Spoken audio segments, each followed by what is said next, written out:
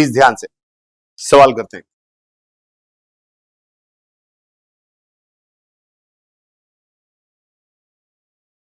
एक एम मास का बॉब था, एल लेंथ की रस्सी से हैंग कर रहा था, ग्रेविटी डाउनवर्ड। क्वेश्चन है, when the string become vertical find out the speed of the Bob. When the string become vertical find out the speed. हमें न्यूटन्स लॉ के अलावा कुछ नहीं आता है। आपने अगर बचपन में कुछ पढ़ रखा हो तो हीरो मत बनिएगा। हमें सिर्फ और सिर्फ न्यूटन्स लॉ आता है। इसको यहां से छोड़ा गया, यह भी वर्टिकल हो जाएगा, तो हमें बताना है इसकी स्पीड बतानी। स्पीड यानी कि जब ये थोड़े समय बाद यहां पर पहुंचेगा तो उसकी स्पीड क्या होगी निकाल। स्पीड क्या होगी वी निकाल।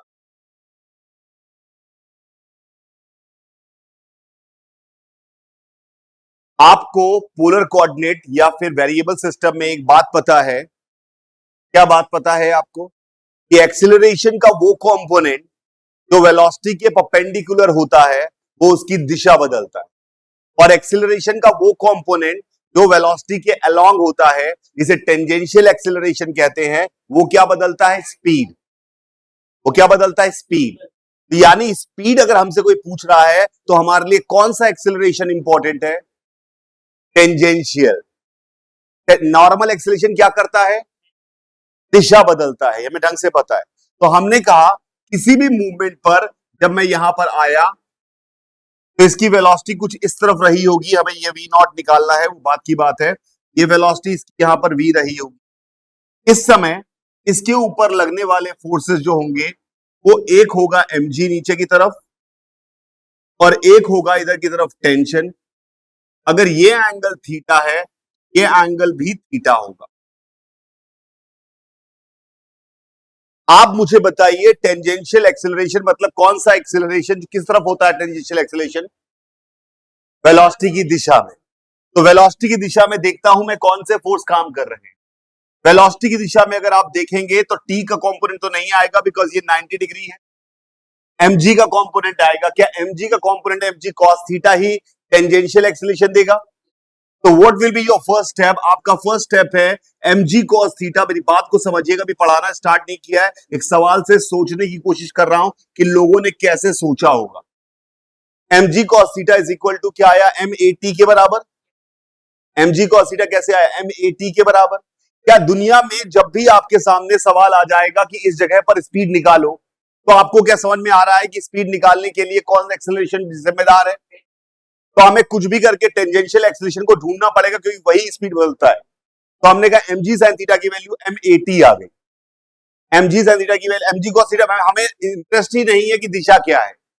हमारा इंटरेस्ट इस समय ये नहीं है किधर जा रहा है, क्या जा रहा है। हमारा इंटरेस्ट सिर्फ इस बात में है स्पीड कितनी है। तो हमारा कंसंट्रेशन फिक्स्ड है कि हमें पता है कि पढ़ाई में सवाल में करना क्या है। हमें करना है we have to find out speed at any position.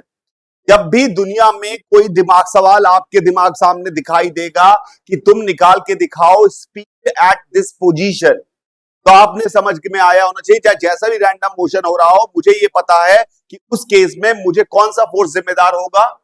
Tangential.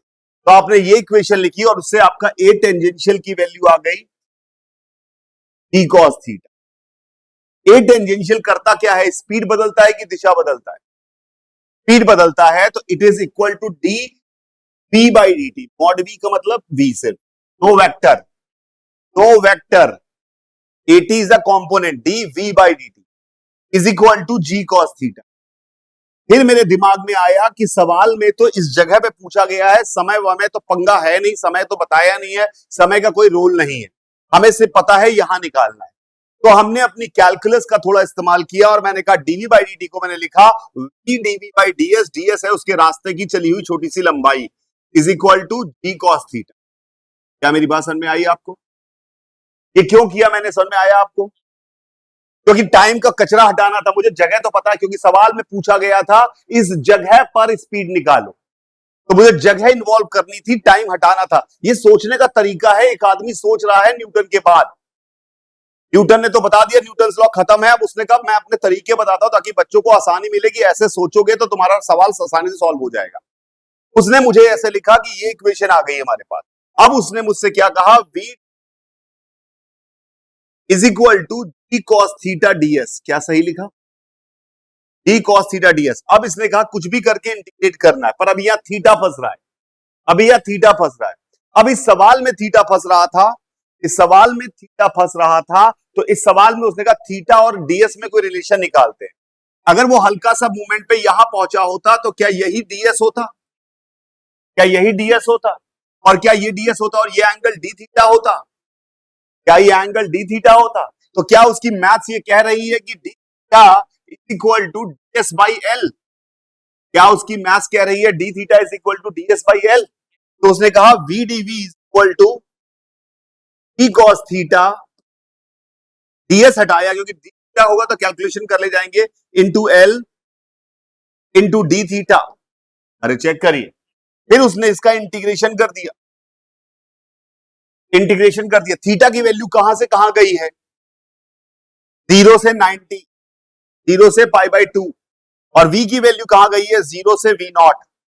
सवाल खत्म हो गया, उसका आंसर आ गया और उसने कहा देखो मैंने न्यूटन्स लॉ से सवाल को सॉल्व कर दिया।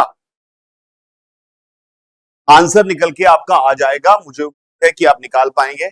इंटीग्रेट करिए, इंटीग्रेट करेंगे तो इधर आएगा v not square by 2। Cos theta का इंटीग्रेशन क्या होता है? Sine theta. साइन थीटा की लिमिट डाली, साइन पाई बाई 2 1 आ गया, साइन 0 डाला 0 आ गया, इसका मतलब हो गया ये gl। तो v नॉट की वैल्यू आ गई √2 gl and that is the answer. v not की वैल्यू आ गई √2। पक्का? तो मैंने आपको क्या सिखाया? मैंने आपको सिखाया सिर्फ एक तरीका। फिजिक्स तो वही है, न्यूटन्स लॉ वही है, बदल तो नहीं सकता। मैथ्स का एक तरीका बताया मैंने आपको कि दुनिया में जब भी तुम्हारे पास कोई ऐसा सवाल आए जिसमें किसी जगह पर स्पीड का जिक्र हो, किसी जगह पर यहां से यहां पहुंचा तो स्पीड निकालो, कहां स्पीड तो होगी, कहां स्पीड मैक्सिमम होगी, कहां स्पीड इतनी होगी, कहां वहां पर स्पीड कितनी होगी, यहां पर स्पीड कितनी होगी, तो तुम्हारे दिमाग में मैंने बात डाल दी कर कि दुनिया में जब भी किसी जगह पर स्पीड का जिक्र होगा तो तुम सवाल को कैसे सॉल्व करोगे ताकि तुम्हारी मैथ्स आसानी से आ जाए। क्या मेरी बात समझ में आ रही है? पक्का? Write down, write down. An important theorem, an important theorem, an important theorem.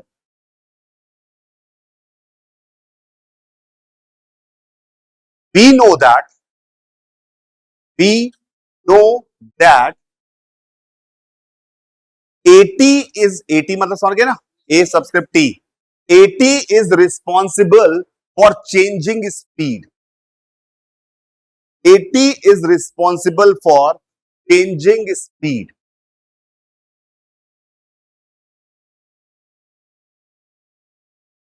If in any question, if in any question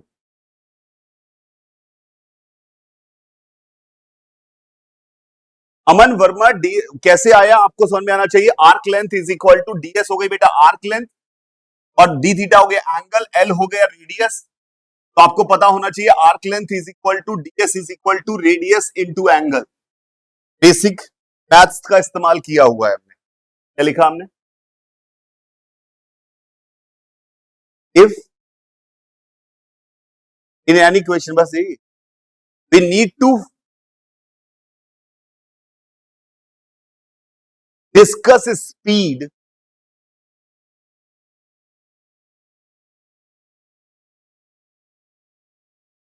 at any position. Discuss speed at any position. Discuss मतलब लिटरली निकालनी ना हो, वो पूछे कि कहां पर speed zero होगी। ये भी तो स्पीड की बात कर रहा है, जीरो की तो भी पता है, एस निकालना है। समझ में आ रहा है मेरी बात? अगर कभी भी कोई सवाल डिस्कस करे, आपको पढ़ के समझ में आए कि यार इसमें इस जगह पर स्पीड चाहिए, उधर सवाल के बीच में चाहिए, हो सकता है सवाल का अंतिम आंसर वही हो, पर आपने कहा कि मैं सवाल तभी सॉल्व कर पाऊंगा जब मुझे इस जगह पर स्पीड मिल जाएगी।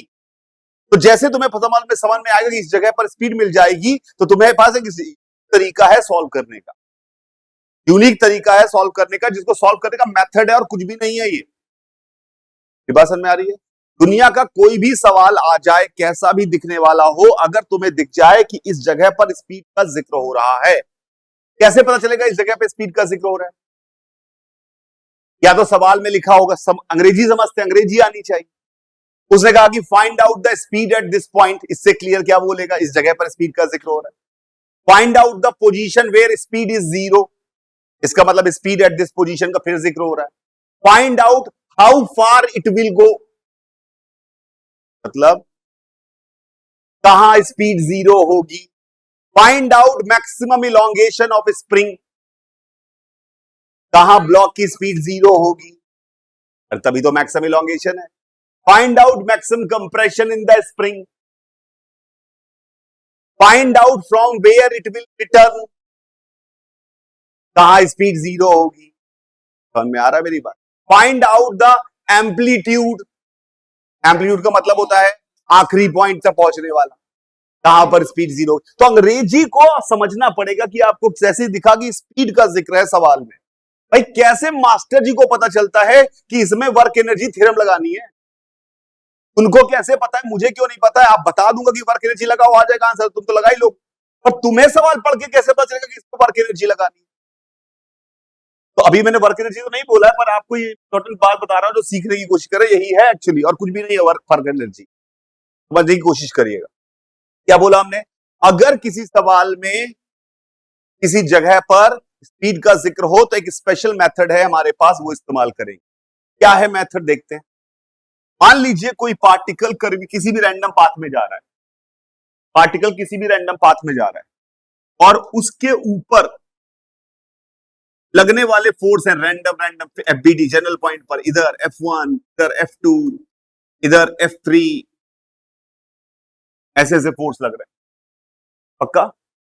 पक्का? और वो इधर की तरफ जा रहा है, वो पार्टिकल जा रहा है इधर की तरफ।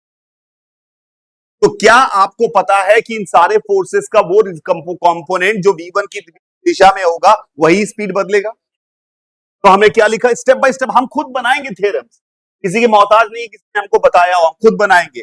We know component of forces, components of forces along B, क्या करेंगे ये, will give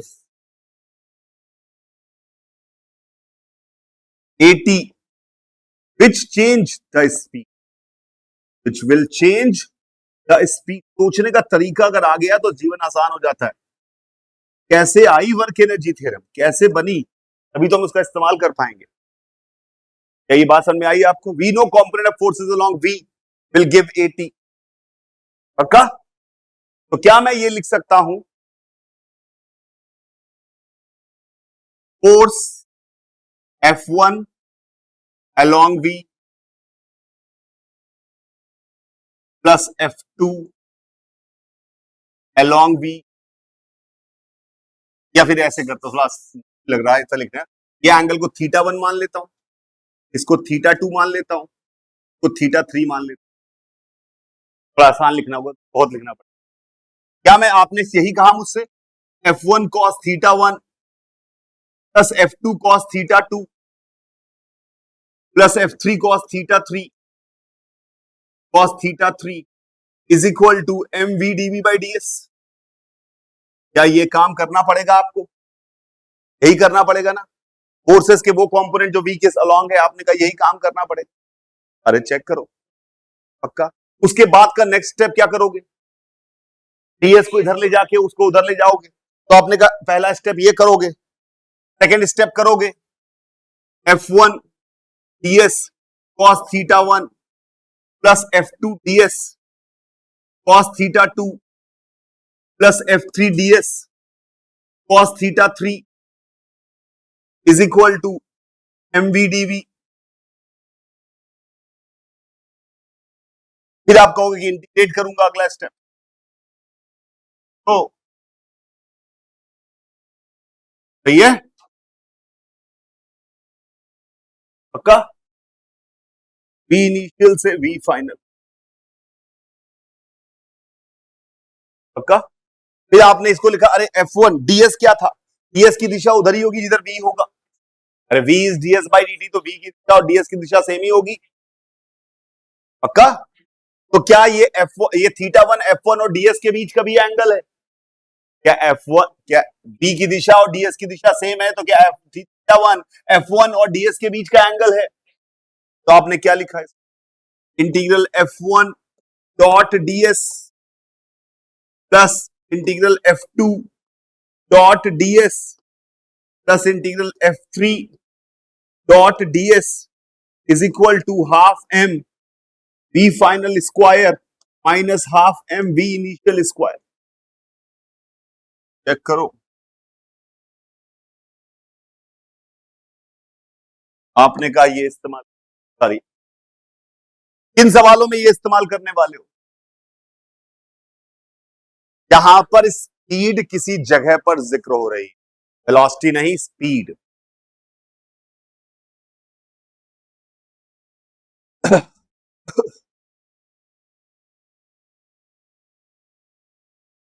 क्या 10 स्लाइड? वेलोसिटी के चेंज की बात नहीं कर रहे, स्पीड की बात कर रहे हैं हम सब। स्पीड को कौन चेंज करता है? एटी। वेलोसिटी को एटी और एन दोनों मिलके करते हैं, एन लेकिन स्पेसिफिकली दिशा करता है और एटी स्पेसिफिकली मैग्नीट्यूड। इतना समझाने के बाद सर्कुलर मोशन में ये बात आनी चाहिए। काफी काम किया हमने उसमें। क्लियर है? देख लिया ये? तो अगली बार से जब मुझे आपको ये बताना होगा, अरे सवाल देखो इसमें स्पीड का जिक्र है, वो थ्योरम लगाओ जिसमें वो करते थे, F1 ds करते थे, तो बोलना और बात करना बड़ा मुश्किल हो रहा है। तो हम इसको ऐसी भाषा में लिखते हैं ताकि हमारे दिमाग में बैठ जाए। लिखते हैं, if we have to find out, we have to find out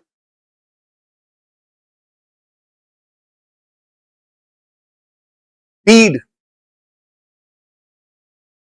at any position, speed at any position, then we have to use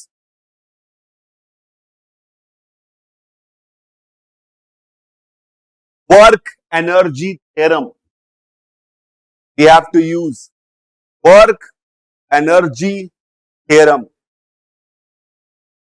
We have to use work energy theorem. आपने कहा ये क्या नया नाम पहले सुने थे डिक्शनरी में, मैंने वर्क क्या है, वर्क क्या है? आपने कहा ये एनर्जी क्या है, मैंने सुनी। हम डिफाइन करते हैं, तो डिफाइन कर, we have to use work energy theorem which says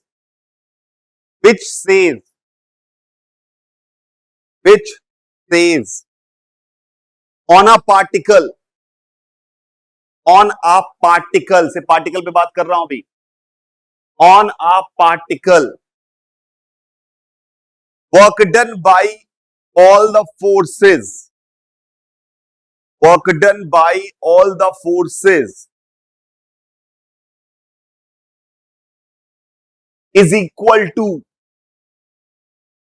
change in kinetic energy of the particle,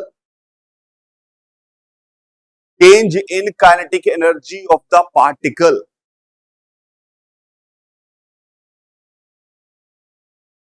ठीक है? क्या लिखा इसने अभी जो लिखा अंग्रेजी मेरे दिमाग में घुसी नहीं है। इसने कहा work done by all the forces equal to change. तो ऐसा अगर मैं आपको मान लो आके बोलता कि राइट डाउन द थ्योरम, तब वो सच में आप एकदम पहली बार मेरी क्लास में आए हो, तो पहली बार आपने लाइफ में ये सारे शब्द सुनने हो। मैं मान लो एक नया इस्तेमाल करता, मैं कहता, मैं यहां पर इस्तेमाल करता पिकाचू, मैं कहता कि Pikachu of all the forces is equal to change in 10-2। Statement तो पर आपको देखा कि सर पिकाचू ऑफ फोर्स क्या होता है, तो ये 10-2 ऑफ पार्टिकल क्या होता है? मेरी बात समझ में आ रही है? 10-2 of the particle and Pikachu of the force को अब हम डिफाइन करेंगे। अरे तुमने वर्क को ऐसे मत समझो कि तुम्हें फील है, कोई फील नहीं, it's a purely mathematical term. Kinetic energy is purely mathematical term, nothing more than that. This is the derivation. This is the only way out. Anybody thought of this kinetic energy thing? This is the only way out. People thought of kinetic energy thing. इस तरह से सोचा गया है. नहीं तो कैसे सपना होता kinetic energy को कितना एनर्जी है? तुम्हें कैसे पता हाफ mv स्क्वायर होती है? कहां से आ गया हाफ? कहां से आ गया हाफ mv स्क्वायर? ये कौन सा फॉर्मूला है हाफ mv? कोई फॉर्मूला नहीं है. आया यहां पर तो हमने इसका नाम दिया. मेरी बात यहां आ रहा है तो हम इसका नाम दे रहे हैं और कोई रीजन नहीं. Kinetic energy half mv square नहीं होती. हाफ mv स्क्वायर का नाम है काइनेटिक एनर्जी. इसका नाम चिंटू रख देते तो भी चलता. Chintu Mintu theorem. Mintu of all the forces equal to change in Chintu of the particle. Are you get my point? ये बात समझ में आ रही है? मिंटू चिंटू से परेशान होने की जरूरत नहीं है. फंडामेंटल न्यूटन्स लॉ है, उसके अलावा कुछ भी नहीं है पूरी फिजिक्स में, मैकेनिक्स में एटलीस्ट. मेन फंडामेंटल सिर्फ न्यूटन्स लॉ है. उस न्यूटन्स लॉ पे हम बात करने की कोशिश कर रहे थे, उसी के भरोसे हमने सब कैलकुलेशन किया और आंसर निकाला. क्या लिखा है स्टेटमेंट वर्क एनर्जी थ्योरम का? Work done by all the forces, यानी वर्क डन बाय फोर्स कोई चीज होती हो, कहीं डालें work done by force. Work done by force, work done by force, क्या डेफिनेशन है इसकी? It is the integration of, कोई फोर्स इंटू डिस्प्लेसमेंट याद करेगा फेल होगा साला. इट इज द इंटीग्रेशन, पूरी डेफिनेशन इंटीग्रेशन वाली है. It is the integration of dot product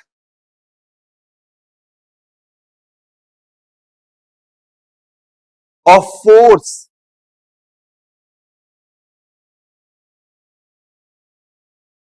and infinitesimally small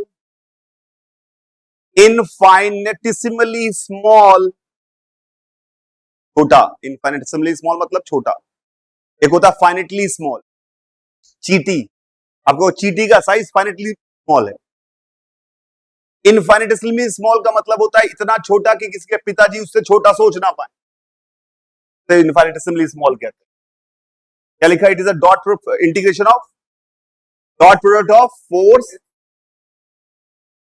small displacement of the particle. एक एक लाइन इंपॉर्टेंट है, एक एक वर्ड कीमती है. Displacement of the particle on which force is acting. Force कभी हमेशा एक पॉइंट पर लगेगा. On which force is acting, तो फोर्स कहां लग रहा है अब इंपॉर्टेंट हुआ है आज से. अभी तक ये इंपॉर्टेंट नहीं था कि फोर्स कहां लग रहा है. राइट लग रहा है, लेफ्ट लग रहा है, पर कहां लग रहा है एग्जैक्टली अब ये भी इंपॉर्टेंट होने वाला है आज की डेट से. किस जगह लग रहा है वो force.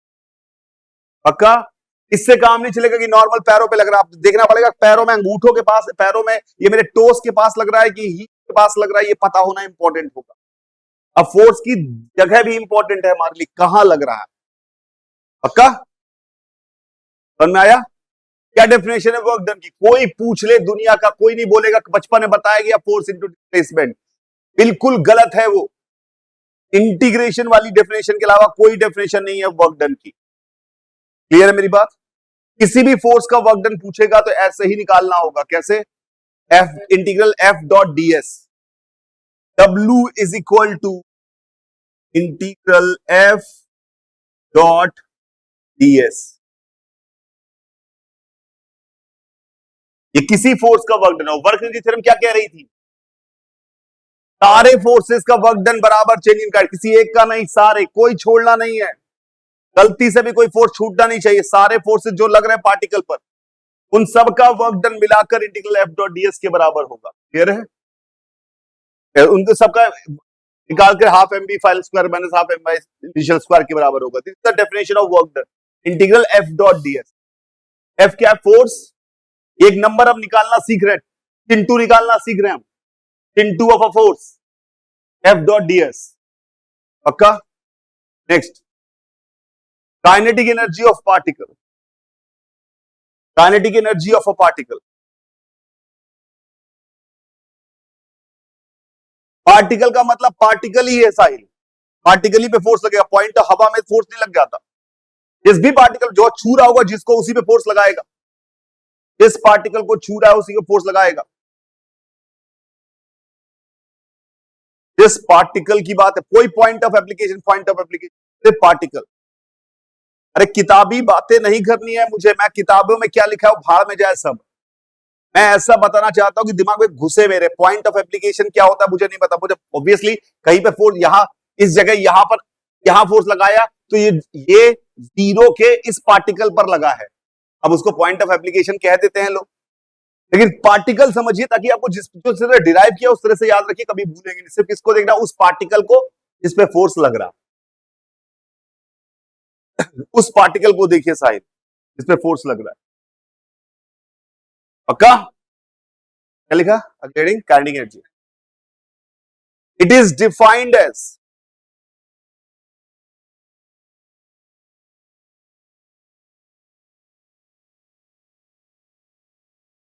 half of mass multiplied with speed का square, with square of speed, half of mass multiplied with square of speed। Brutally पढ़ना चाहिए, जबरदस्ती के चक्कर में नहीं पढ़ना चाहिए। Kinetic energy is defined of a particle equal half M square, half M, that's it, का स्क्वायर। हमेशा पॉजिटिव होगी, लेफ्ट जाए राइट जाए ऊपर जाए नीचे जाए उससे मतलब नहीं, हमेशा positive. Kinetic energy is always positive, half M और zero, it can never be negative. ठीक है, तो आपने कहा कि मैं ऐसा काम करके निकाल लूंगा, हमारा काम हो गया, अब दुनिया में हर सवाल आप सॉल्व कर लेंगे जिसमें आपको किसी जगह पर स्पीड का जिक्र। अब आपने कहा कि घर बैठे सवाल आएगा तो देखा जाएगा, फिर तो कर ही लेंगे अपन, जब करने वाला तरीका है। ये ना बताया होता तो भी सवाल सॉल्व कर लेते ना अपन सारे दुनिया के। ये ना बताया होता तो भी हम क्या सारे सवाल दुनिया के कर लेते? ये किया ना, है तो ये वर्क एनर्जी का सवाल, पर हमें थोड़ी जरूरत थी वर्क एनर्जी की, हमें तो न्यूटन लॉ आता है, फिजिक्स आती है, हम हर सवाल कर लेते। इसलिए हम कभी डरेंगे नहीं कि हमें ये आता है कि नहीं आता। हमारा मन किया तो न्यूटन लॉ से ही चिपका देंगे सारा सवाल, नहीं लगाएंगे अर्क वर्क एनर्जी, लगाने का याद आ गया तो लगा देंगे। क्लियर है? ये एक्स्ट्रा पढ़ाई कर रहे हैं, एक्स्ट्रा ट्रिक्स सीख रहे हैं, है तो वही तीर धनुष, पर अब कभी ऐसे करके मारेंगे कभी ऐसे करके मारेंगे, बस ये सीख रहे हैं, बस स्टाइल सीख रहे हैं, अलग अलग केस में ऐसा करेंगे। क्या मेरी बात समझ में आ रही है? This is just a style और कुछ भी नहीं। Work done equal to change in kinetic energy.